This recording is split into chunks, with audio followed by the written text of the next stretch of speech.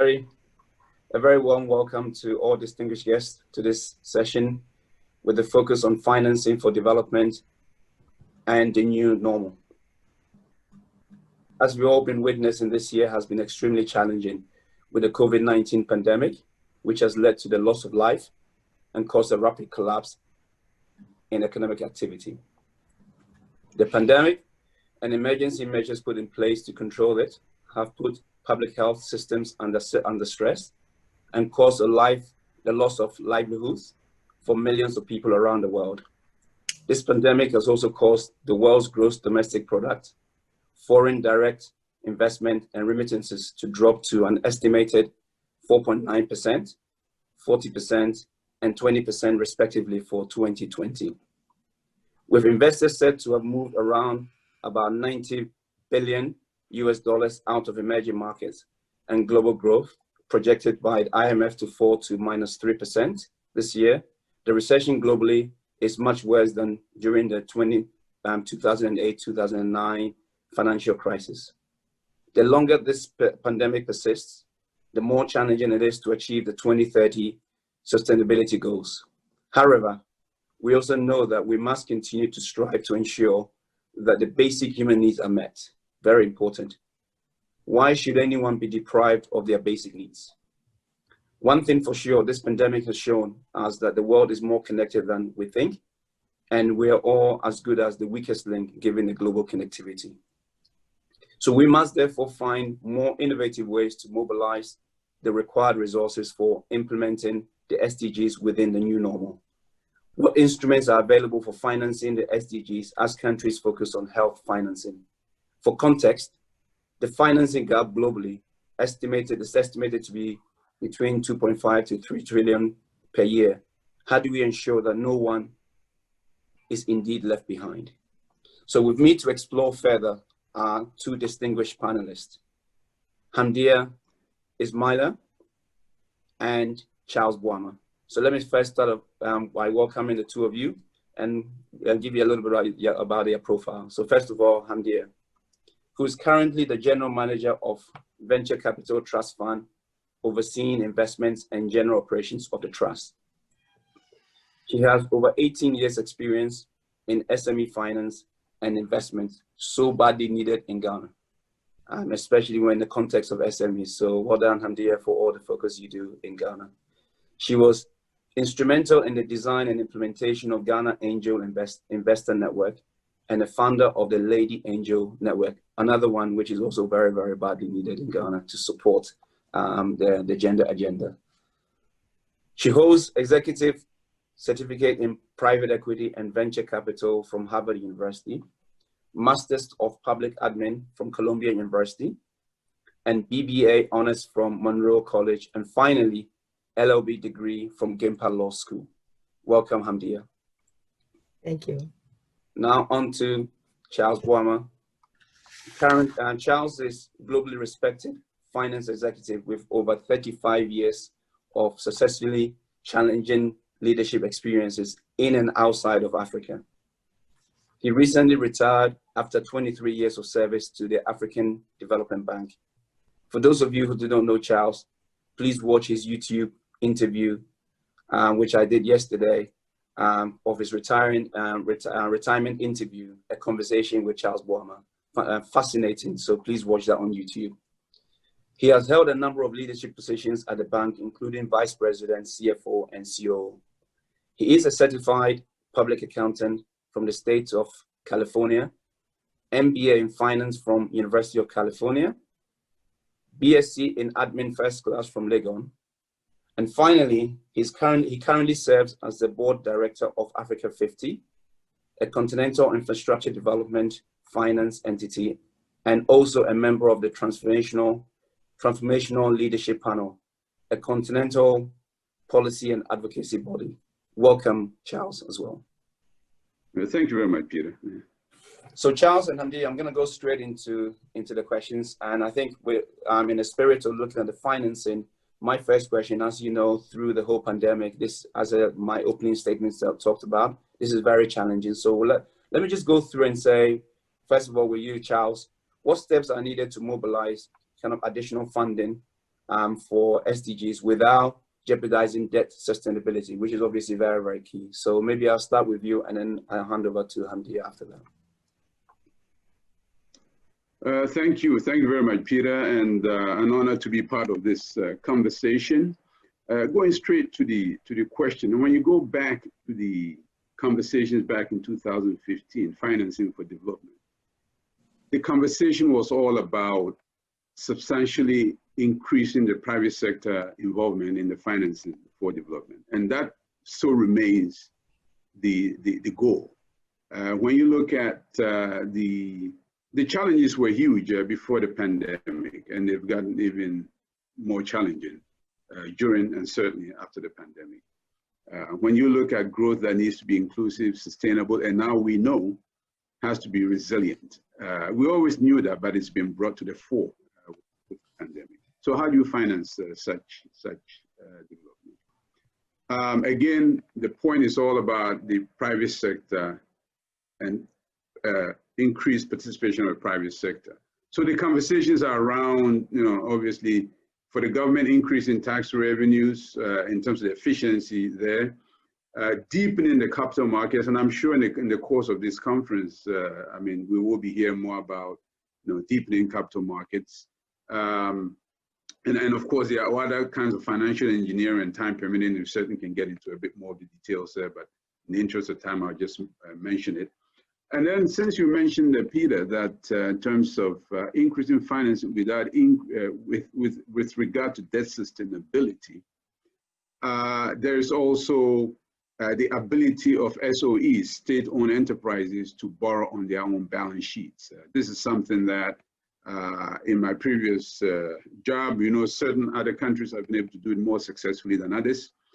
And as I mentioned that, I cannot forget to mention that as we talk about all these different financing sources, the efficiency issue, because of course you can raise more financing, but you also have to eliminate inefficiencies, which also gives you a bit more wiggle room to finance your development.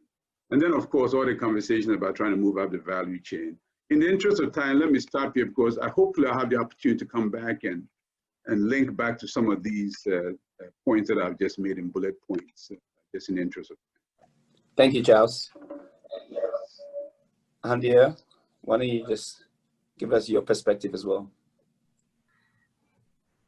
Okay, Charles has actually said most of it, because I think when it comes to the raising money to vis-a-vis the debt sustainability issues in Ghana, we definitely have to look at ensuring that we empower state institutions who have commercial mandates to be able to raise money on their own balance sheet. That's one of the easiest way we can do that. But as Charles said, the whole idea of the SDG financing and the financing for development agenda is to bring in private sector, because it was noted then that government doesn't have enough budget to be able to achieve the SDGs, and so aid, FDI is not enough. So how do we crowd in private sector investment to achieve the SDGs, and also help government improve its tax collection and all that? So getting the state institutions out of the government realm and borrowing by themselves is good. I'm also thinking about the fact that some of the infrastructure spending that government does, most of our borrowings go into infrastructure.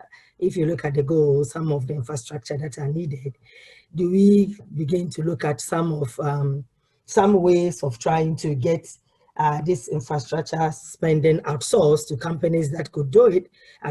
We have private equity funds that are very known and very good with infrastructure investment. Can we get some of these to come in so that they could bring in private sector money to do some of this infrastructure? For example, if you are talking about roads, can we do toll roads? Private funds investing in toll roads. We are looking at railways, which is very important. We've signed a few investment agreements. Can we have private sector led coalition, raise money, build railways, and then, under build, operate, transfer, some sort of arrangements to ensure that they handle it and that government is not borrowing for things like that. I think that is on top of mind. That is what comes immediately if we are looking at maintaining our debt sustainability and bringing in private sector investment. So, thanks. So it sounds like we're saying that the private sector is fundamental and is key to this, as well as the SOEs almost need to stand on its 2 feet to be able to use their balance sheet to borrow. So what stops us from doing that right now in terms of moving that forward? Because obviously these are areas where if we're going to move away from the debt side to really the equity side and the private sector being involved, I mean, do you have any sense around what really we can put in place to expedite some of these things? Maybe start with Charles and come to Hamid. So how we do it, and Yeah. there, in terms of what needs to be done, we've talked about it many times in different forums, and I'm sure we'll continue to talk about these. When these need to be done yesterday, I think we all, that sense of urgency is there. The question always, and I think the crux of your question is how this is done, right? And there, I would like to address an aspect of the how. I mean, it has many dimensions, but allow me to just pull out an aspect of it which I think is critical to the success and effectiveness of anything that we wish to do. And I'm pointing to the issue of trust, right? If there's one thing that I'd like to see done, one initiative, it would be, let's say, let's call it a trust initiative. And I see it as a trust triangle. Now, and that's not to be confused with the love triangle. Love is good, but I'm no expert in the love triangle, and it's a subject about which I have no competence. Yeah. But it's a trust triangle. And there I'm referring to the citizenry, the government, and in our context, the government includes the traditional rulers. So I'll put them in that bucket. Mm-hmm. And the private sector that we're talking about. Now, why is this so important? It is the foundation upon which all the other things that we want to do is built. So when we talk about, why is it that we've talked all these years about increased private sector participation, et cetera, and it's not happening to the extent that we would like? And I bring out the issue of trust because we can get into the technicalities, the structures, all the things that, but if that foundation is not solid, I'm afraid we are not going to get the results we need. Now, I know that, and it's important to investor confidence. It is very critical during this period of a pandemic, and it's going to be even more critical after the pandemic. Now, I know the OECD has issued some guidelines on measuring trust. And certain countries have actually gone ahead. I think Korea is an example. They've actually country studies looking at that issue of trust and how you enhance trust amongst these particular citizens, the government, and the private sector. And it doesn't flow just one way, because frequently when you talk about trust, people say, oh, we don't trust the government or that sort of thing. It's really trust amongst all the different parties. And if we think this is a fuzzy thing, if anybody thinks it's a fuzzy thing, they are dead wrong. This is a dead serious matter that goes to the very foundation of everything that we want to do. It's dynamic. You're never going to get it. I don't know of any country where there's 100% trust amongst the different parties, but it's to a significant degree that you can now build and to be able to do all the things that we want to accomplish. So I would want to see a very serious, so am I saying that there's nothing being done in this area? Obviously not. The most recent example for me here in Ghana is the delivery tracker that was recently put on the website. Now, you can pick at it and say it's not, it could be improved. Yes, maybe the data is not complete. But as I listened, that I got it was that people were essentially happy that there was a tool, right, to now help increase accountability and therefore trust. This is just one example. I think there needs to be many more examples, and therefore what I'm saying is that it is so fundamental. Look at even a basic factor of production like land. We could talk for another 3 days on all our experience about land and how that is an inhibitor to businesses essentially getting established. And everybody has their war story to tell about land. Now there's so many things that can be done just to enhance trust in just the basic process of obtaining title and perfecting title, to move ahead and use that for your business. So all I'm saying is that we need to have a serious, a focused, a very comprehensive discussion accompanied by a time-bound and monitorable action plan, right, on all the things that affect the trust triangle, right? The citizens, the government, the private sector. And in so doing, you'll be addressing essentially enabling this private sector participation to increase to the levels that we want to see. So I'm addressing this, and I haven't gone into a lot of the other more specific things, the what and the when. But the what, I'm sure we've heard many times over, and we'll be hearing many more times over. But I think we should address this fundamental issue as well. Thank you. So that's what I'll say about what we should do differently. And if there's one thing I'd like to point to, yes, on this issue of this sector and how we should increase the flow. Yeah. How we can increase it. Okay. Hamdia, I'm sure you have so much experience in this space, given your background. So I don't know if you want to. I'm assuming that you agree with this trust concept. Maybe you can expand based on your own experience and some examples of how you think we can really go through that. And I'm more interested in kind of, you think there are some initiatives that we really can put in place from this as well. Yes. I mean, Charles, you nailed it. Trust is a big issue, and it's a big issue within the body fabric of the country that we really need to find some way to work around it. Private sector doesn't trust government. Government doesn't trust private sector. CSOs are up in the hill, so it's a whole big issue that we need to look at. I think the other thing that we need to do in terms of the public sector institutions with commercial mandate trying to raise their own money is also try to look at the leadership at the top. Usually the leadership changes, right, when government changes. So some level of continuity is not there, and then it becomes a problem to really build the organization. And we need to look at that. So we may try to raise money from private sector may be interested in coming in, but they are also looking at the outcomes, right? What is in there for them, especially when we look at equity investors. If you are listed on the Ghana Stock Exchange, for example, and people are looking to buy, they want to look at how it's, they're going to make some good returns.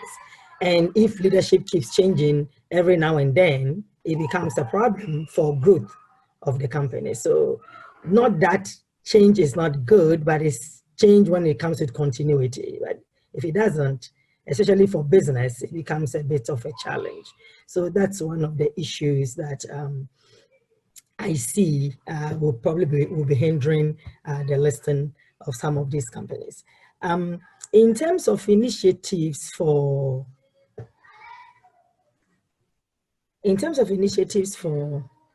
achieving the goals, we currently have a few programs, initiatives that I think private sector can jump on. For example, if you look at planting for food and jobs, right? Majority of our population into agriculture. The entire country is agrarian. And so when you push the food side, you're likely going to make some good impact in terms of goal one, poverty, In terms of goal 2, zero hunger. In terms of good health and well-being, goal 3. So, and then we have women in it. So the cross-cutting issues of goal 5, you'll be able to like put all of these together within getting the food, planting for food and jobs done. And not that, there is also an initiative which is also very good that I see based on where I sit, which is one district, one factory. If we sync it well, right? The challenge that we've had is that we would say, when we look at the Afrobarometer of doing businesses in Ghana, it would say that, well, access to finance is the biggest issue for the businesses, and also energy, when we had energy crisis. And another big issue is raw material. Access to raw material is a big issue. We have invested in companies that technically have to be shut down for 6-7 months because it is not seasonal for them to get raw material to process. And if they do, then they have to, their working capital needs I don't know how to put it, it's obviously like quadruple the capital needs, because you need to really stock this raw material, right? So if we sync these two initiatives together, then we are beginning to look at industrialization. We are looking at decent jobs. So goal 8, goal 9, innovation. So these two initiatives alone, if we sync them together and we work with them and we leave it for private sector to take and run, we could make very fantastic progress in terms of achieving the SDGs. Why it's not happening, I'm not sure, but I think that it has been so over-concentrated within government that the private sector see it as a government initiative, and so government is the one doing it. When we have private sector taking it as leading it and taking it to run with, I think we could make much more progress on that. When the time comes and when we have enough time, I probably will come back to elaborate on that. I think so. I think the genesis of what I'm getting is that the private sector is fundamental, and that trust element and ensures that the more we move to the private sector, the better in terms of trying to drive some of these initiatives. So I'm gathering that as we move along. And if there's time, we can explore. If not, maybe through the conference itself, there'll be some additional questions that come up that we can explore as well. So let me just move on to another question, which is always on my mind, which is my opening statement talks about the fact that you're only as good as the weakest link, right? And the one thing the pandemic has showed us, everybody shuts their borders. Yes, I get that. But at the same time, one of the reasons why they shut their borders is that we're actually globally connected. And we're seeing that as well. So my question is that when we think about Africa itself and trying to move forward some of these things in a sustainable way, do you think that we can do it on our own? And do we need a lot of the international players to be at the table? And if so, how do we have a main seat at that? Coupled with the fact that we are focusing on a lot of the free trade in Africa as well. So I want to get your perspective around the international side and how much we have to drive with them and be on the main seat, as well as the role that the African free trade plays in this, in particular, as we move forward. So why don't we start with Charles? Okay. Thanks, Peter. And just if I may very quickly, just with regard to the previous conversation, what I'm saying is that trust, there should be a trust initiative in itself, which essentially supports all the other initiatives that are being put forth. Now, to your question,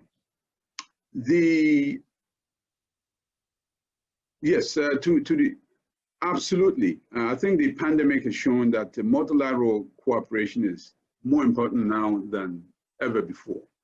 Now, how do we get it at the table? Now, we, Ghana, we Africans, right? And to get a seat at the table, you must be seen to be bringing something to the table. And I think that's very important, that we must also be seen to bring something to the table. It's good to also look at experiences. If you go back to the conversations leading to the Paris Accord, right? I think the African countries essentially worked together on an African agenda, and they were able to successfully influence the Paris Accord by bringing an African agenda to the conversations. We must use similar approaches Ghana by itself, each African country by itself individually will not do it. And so these African approaches are absolutely important. And it's what will get us a seat at the table and get us the voice that we need in these conversations. Which brings me to the AFCFTA, the African Continental Free Trade Area. Absolutely, it's and of course hosted here by right here in Accra. Wonderful opportunity to really, we all know the statistics in the low teens in terms of intra-Africa trade, etc., and all of that. You know, charity begins at home. I think the pandemic has shown us that we must essentially substantially increase the volume of trade amongst African countries. I know there are, you know, all kinds of conversations taking place on the rules of origin, etc., and those are all fine. The details will be ironed out hopefully soon. But we must, and all countries hopefully will do everything necessary to make this a success. Now, there are other things that will make it a success, the logistics, you know, the infrastructure that essentially both hard and soft infrastructure that essentially enables this intra-African trade to happen and to happen efficiently. Those are all things that should happen, which brings me to the role of African institutions in supporting this. And I'll go back to my own former institution, the African Development Bank. Clearly is an institution. We should very significantly involve African institutions, and they are significantly involved and accompanying these efforts in the ECA, in Addis, and as well, tanks. I think we should use African think tanks in a much more significant way than we have in the past to help shape some of these policy responses to these global developments. And we have one right here in Accra, ASET, the African Center for Economic Transformation, which is led by KY Samuakun. You know, so I mean, they are, and we should be enabling and supporting these institutions to help shape African responses and sharpen our voices at these conversations. Let me stop there. Thank you. Hamdia. Yes, Charles, that's very good. I mean, the AFCTA, yeah, we are happy that it's here in Ghana. At least we should also benefit as Ghanaians. All these African agencies that we have championed and led have never been here. So it's really an opportunity for us to host the AFCFTA in Ghana. And, you know, the supply value chains created, you know, from this intra-Africa trade can have such a domino effect on our industrial development, and which is what we are really running right now. We have said that industrial development is a key goal for government and for Ghana. So for me, it was very inspiring to see the way leadership try to get, you know, the headquarters of AFCTA in Accra. And so we need to take serious advantage of it, you know, infrastructure-wise, food security issues. We have to catalyze the region's bargaining power to ensure that, you know, we are actually getting something out of this. And for me, this is the time that we need to really put it in the minds of the private sector that this is trade, and trade is private sector. Trade is not government. So the private sector must come on board and run with it. We need to sit as a country and strategize, which the Ministry of Trade is doing, by the way, that we need to have a country strategy as to how Ghana as a country is going to benefit from the Africa Continental Free Trade. How do we support our business folks to be able to extend and take advantage of this free trade area? And I think if we're able to do that and build capacity, and of course, introduce more innovative financing structures to support these companies, we should be able to do good. Otherwise, we'll be hosting the after here, and we probably may not benefit from it, and that would be sad. So it's something that we really have to work on. But I think it's great that we have it here, and we need to just make sure that we drum it home and get the private sector involved. Thank you so much. I know in the interest of time, I probably want to move into your final remarks for this session. So Hamdia, maybe I should start with you.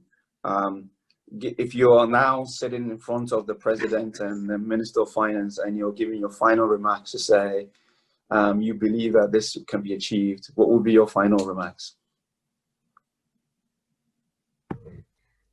I think, Peter, you are not being fair that if I have the opportunity to sit in front of the President, I wouldn't say one thing.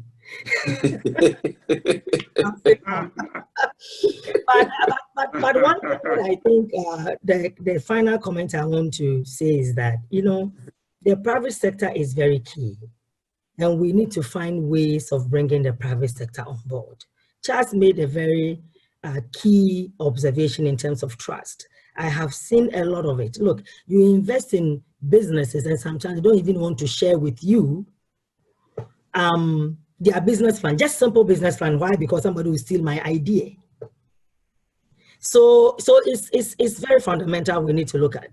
But I think that we need to be able to begin to find ways of crowding in the private sector financing and ensure that we sync our policies. You see, our policies are not synced well. And the regulators, for where I said, the regulators are also working on their own, right? So the financial sector, we need to really strengthen the financial sector and make sure that the regulatory bodies within the financial system in Ghana work together to sync more of what we are doing. Then we could be able to get more, you know, regulation out there to ensure that we are able to crowd in all these, you know, money sitting at different places. So let me give you one key example that I mentioned. We have a pension system. Okay, so we move on to a 3-tier pension scheme in 2008. And the asset allocation in the pensions is basically that government of Ghana is borrowing everything, essentially. We pushed it to ensure that there is at least some room. So in 2016, there was a room of 15% alternative asset, which is 10% VC, private equity, and then REITs. Okay, we haven't really issued serious REITs instruments in Ghana yet. I think we will get there. And we are doing, and we haven't really done much in private equity space. But these are spaces where we can actually catalyze more private sector funding, right? If we have a pension that is not investing in the real sector, I don't know how we're going to benefit from it. So we have to begin to look at how we can allow some of this investment to go into the productive sector of the economy. And that is what we can leverage. We can bring in more leverage when some of these local investors are coming on board, then we can leverage foreign money to also come. So for me, what I want to say is that let's look at the financial sector again, because that is the core of how we can build this economy. And let's begin to look at domestic resource mobilization for the productive sector. And we shouldn't leave it only to banks. They have fantastic role to play, but we need to build our capital market. We need to build alternative assets, venture capital, private equity, real estate. We need to build these other classes to ensure that we have a whole spectrum of financing instruments that we can use, give or take, at any particular time and on any particular investment that we want to do. We should have something that we can tap on and then bring the private sector on board. That is what. Got it. Thank you so much, Charles. I think Hamdia has touched on many of the key points. So let me just very briefly say that of course, COVID-19 has brought into significant challenges, but it also presents many opportunities to refocus attention, opportunities to reimagine Ghana post-COVID-19. And in the conversations we are having today, and even all the previous conversations, I think it is fair to say that what needs to be done is known, right? There can be discussions about sequencing, prioritization, etc., and all of that. But broadly, the things that need to be done, we've talked about them many times over. So I'd like to focus my closing remarks on the implementation and to get the results that we deserve. So it's all about implementation. And this is what led me to make the point about what is it that has led to maybe less than desired level of achievement on all these areas that we know we need to do, particularly to enhance private sector participation. And I'll close by really insisting that we have this very focused conversation on trust. It is a dead serious conversation. We know many other countries, especially the OECD, they are looking at this in a very serious way. And when you do that in a very serious way, you will certainly, it will lead to policy responses on the enablers of all the things we want to do.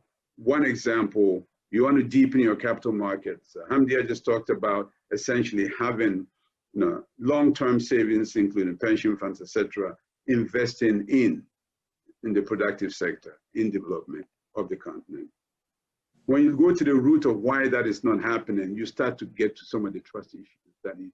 So I'll put it very broadly because the time does not allow a detailed conversation on this. But I would really hope that there will be a very focused attention on this because it leads to very specific action steps in different sectors to address and to enhance the level of participation of the private sector and to lead to the results that we all desire. So I'll leave it at that. And I hope to have the opportunity to develop this some more and really talk some more. Thank you so much.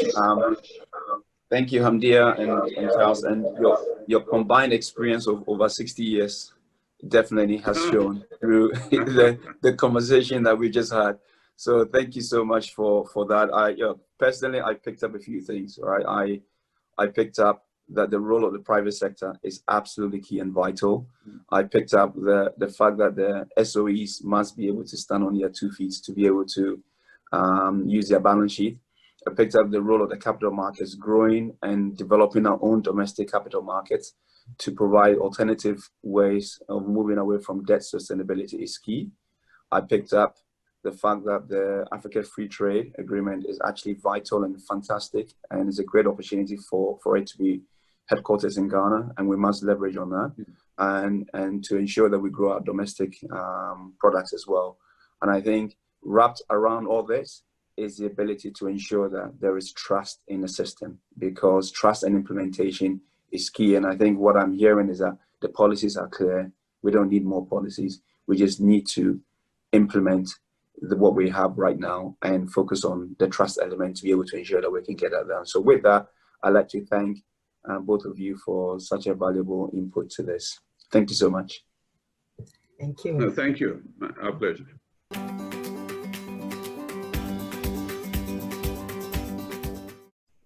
Okay, I'm hoping we get the polling results and then we can continue straight into the questions. So thank you, Hamdia and Charles, for that valuable insight. I'm sure you can see that today I am not in the golf shirt. I am wearing shirt and tie. So we will continue the conversation as we wait for the poll.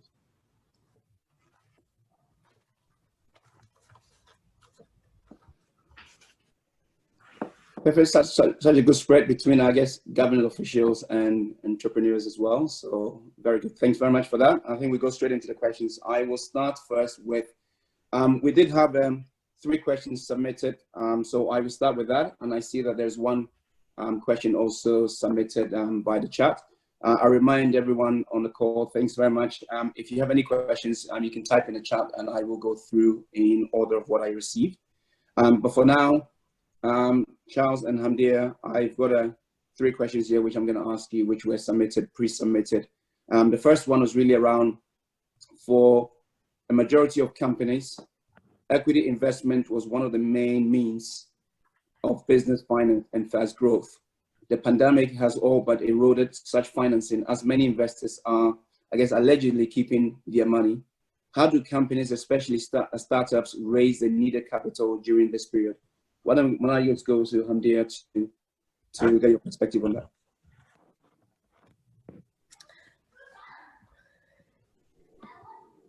Thank you, Peter, and good evening to our distinguished guests and viewers.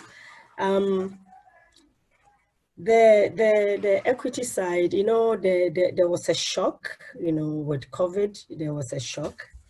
And now investors are really looking to have gotten over the shock, and they are ready to begin to look at businesses. But as a startup, you need to begin to look at your business again, to reassess, to look at the risk, and then to also begin to look at innovation, because investors, I mean, that is who we are. Investors look for opportunities, and COVID has actually brought about some opportunities, but we need to begin to look at innovation, you know, to drive some of these businesses. So you need to look at, there are all kinds of investors. So you need to be able to position yourself for some specific type of investor. VC investors, for example, are looking for the opportunity to invest, but they are looking for companies that are really looking at the opportunities that COVID has brought to reassess their business, to introduce technology to their business, innovation to ensure that we are able to get somewhere with the business and to make the needed impact, and also to make money out of the investment. So oftentimes, entrepreneurs feel that investors don't want to invest. Investors are in the business of investing. So investors will invest when it makes sense to them. So you need to make sure that your pitching or your business model makes sense to the investor to invest in. So you could look for VCs, you could look for angel investors, you could begin to look at other, you know, investors to be able to come on board. I think I will just leave it there.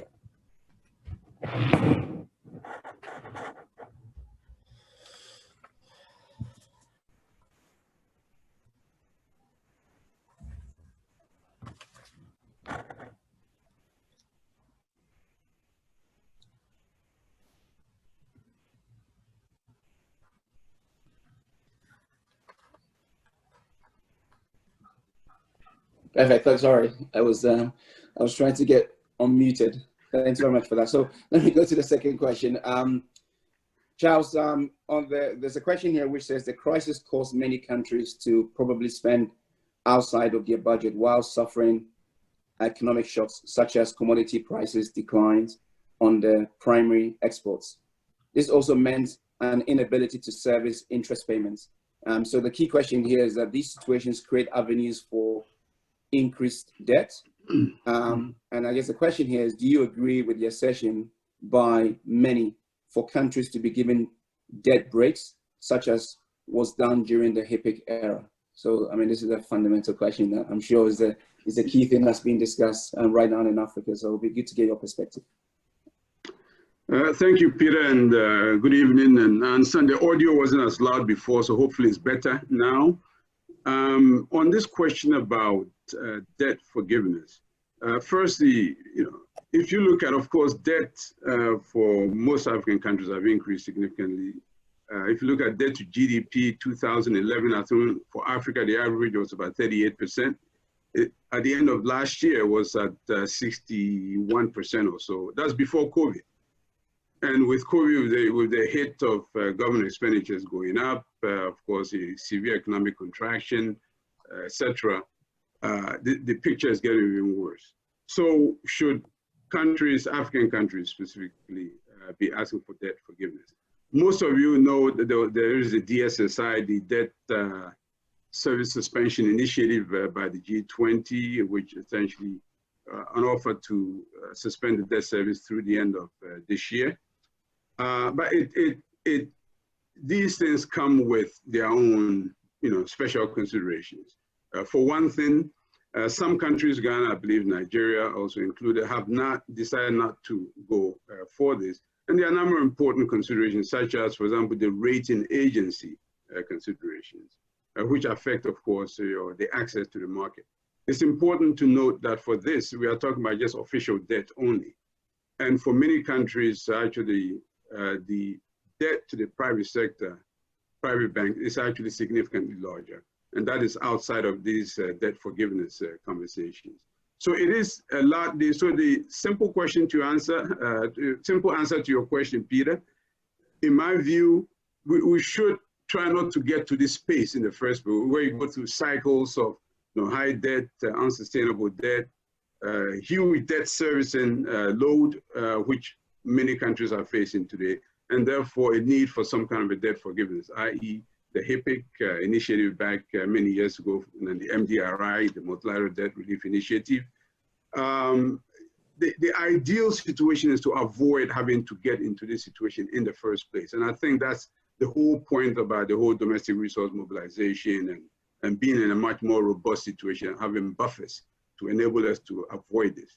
But the practical matter is there are some countries that are actually in a very tough situation, are unable to service their debt, and to the extent they can get some kind of relief, I think that's fine, that's good.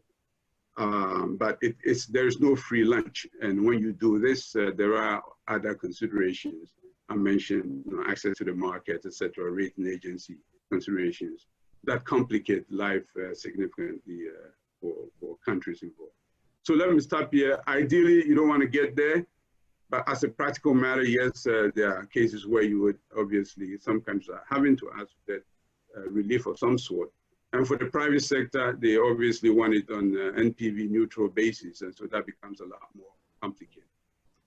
Okay, time permitting, I'll come back again, because obviously throughout the discussions, one of the things we've been hearing is that the African continent itself is still rich. It still has probably a good story to sell to the international market. But at the same time, if you're getting debt forgiveness, then you have to think about what the impact on the credit ratings and so forth. I guess that was why I was asking you the question before, which is, how do we convince the credit rating agencies and the rest that the global pandemic, it is what it is. And so giving us forgiveness doesn't impact where we have to be. But maybe time permitting, we can come back and go through some of that discussions as well. Next one is really around the question which has been asked is around domestic resource mobilization. And the question is that this is a critical component of financing SDGs. What is your view regarding the ability of the government to support private sector led, which kind of push towards SDG finances without unduly affecting domestic resource generation? And maybe I can ask Hamdia with that question first, and I can come to you, Charles, to answer that as well. Yes, I think in my concluding remarks, I did mention about domestic resource mobilization. And it's even more critical now because, with COVID, I believe countries are beginning to be inward looking. We had a Global Impact Summit last week, and we've seen that billions of dollars of impact capital has not come as was promised. So really, everybody has to begin to look inwardly to see what we can do. And domestic resource mobilization is really very critical. Our challenge in Ghana has been, based on where I sit, for me, it's mostly on the regulatory side. We haven't been able to sync our regulations in such a way that we are able to unleash some of this financing around. We haven't been able to build an alternative market in such a way that we can really attract, high net worth individuals, corporates, to be able to bring in money into the system. Even our pensions, as I had mentioned earlier, we haven't really been able to utilize, the pension that we had spent time to put together. Over the last 12 years, we still have issues with the implementation of the pension system. And all these are resources that we need to be able to work around to crown it. But if you look at the limitations, most of the limitations is coming out of regulation, the regulatory environment. So let me give you a very quick example of if you want to create a VC vehicle in Ghana. and you want to raise money from the pensions, what you do is that you need to first of all get a license by SEC, which doesn't take you a month or two.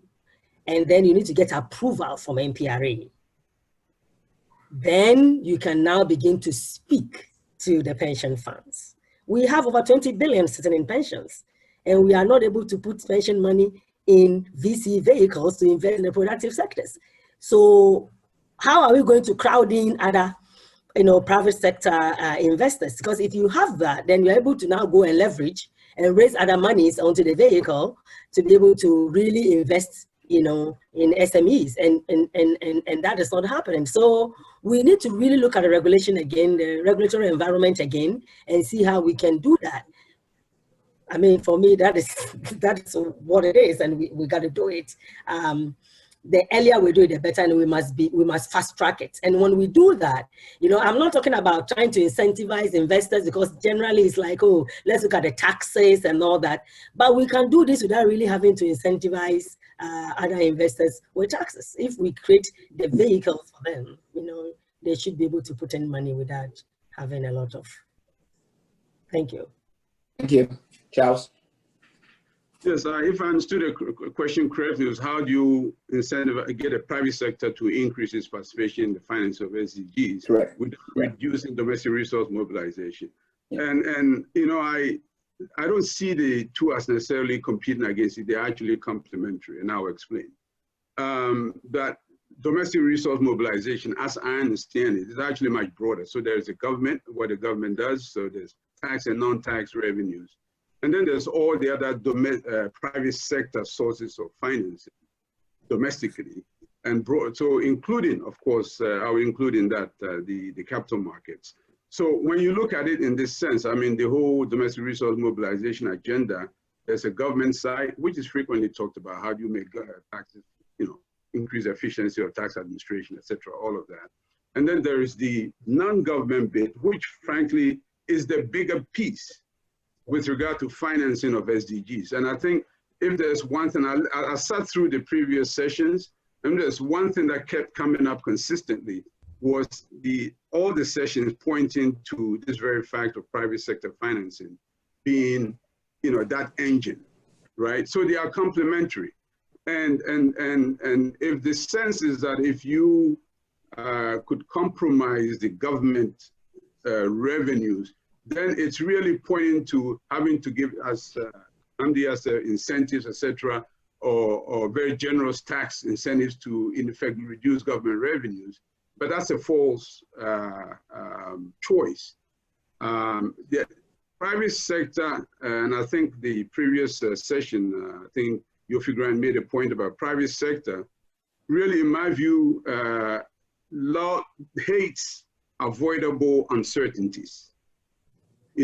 There's uncertainty in the world, of course, but there are some that are avoidable. And to the extent government can essentially put in the structures and the measures, the policies, as institutions to ensure that these avoidable uncertainties are removed, then the remaining business uncertainties private sector is comfortable dealing with, and they will invest in a much substantial degree than they have in the past. So that's what I'll say in response to this question. Thank you, and I'm sure Yofi Grant is on. He and I continue to have this exact debate around the role of the private sector, so I think it's very key. So on the chat, we have a few other questions which have come up. The first one is actually from Justice Sarkodie, which says, how should government partner private sector to finance students' loan scheme for human capital development? Actually referring to free SHS in mind. Who wants to take this one?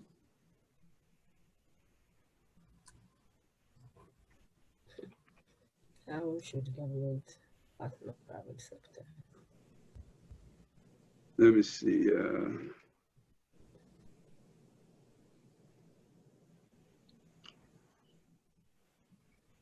If not, we can come back to it. As you think through it, we can go to the next question, and then we can come back to it, right? So the next one, and it's probably more of an observation from Roland Akosa.